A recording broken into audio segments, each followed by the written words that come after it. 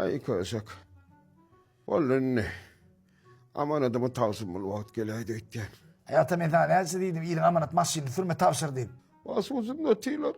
Gitmeli vaktim geldi. Te başı ucunda benden başka hiç kim motoran ha. O düğük gelirler, men için gelirler. Şöten değire maşini kaçın çıkarıyorlar ustadan deyip. Ait Maleke'nin ilk hatamı çıkarayım. Songsuz maşını çıkararım deyip. Ardından hayır açsana yatan.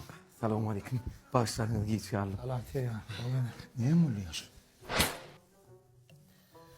Tabii düşüp dur. Kaldırmalı. Ne? Şunu bilen. Sayji. Bir yöne napıydık değil mi? Yöne napidik değil la. Bir yatan kaldırayan napidik. Şunu atağına bir, ertiri yer depip başlar. Benim işte kule mi? Bana her kim iste ol ya. Gücümü güç hoş ya. Ter çıktı. Tamam. Gat.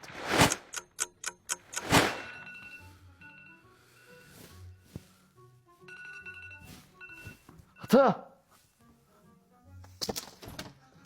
Ata! Ata!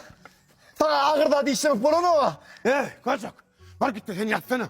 Şu şimdi bir güç var. Alıp var ya. Hayda durunsa hayda atın öyle düşünüyor musun? Benim burada adet bildirin ha. Ne emet ettin bana? İsteyem. Aytma sana. Sayji napidik yatan alır ya diyor. Ne diyor ya şu talıklar?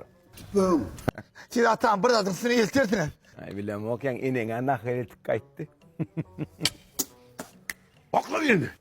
Mesele değildir atam. Ne?